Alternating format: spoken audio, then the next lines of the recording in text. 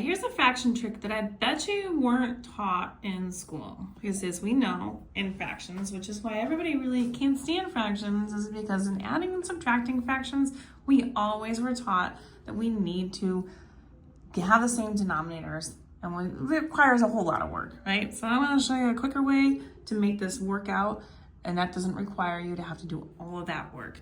So we're gonna start off by doing the butterfly. So that is, which we probably have heard this before, we probably remember this. You're gonna multiply the diagonals together.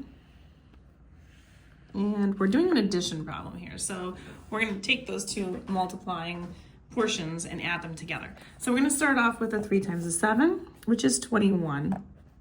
We're gonna do the 4 times the 5, and that's gonna be plus 20. Now we're just gonna add those two numbers together. Again, we're doing addition, so that's why we're adding.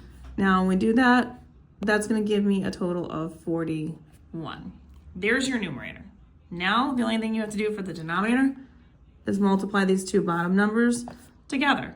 7 times 5, which is 35. That is your answer.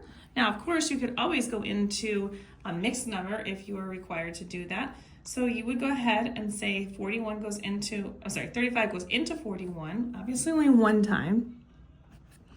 And so we take the 41 and find out what 41 minus 35 is, which is 6. And so you would have 1 and 6, the denominator is 35. So this would be your mixed number, your improper number, and that's how you do those fractions. If you want more questions like these, you can follow me on TikTok, YouTube, or Instagram. All these are gonna be located in the fractions playlist of my channels.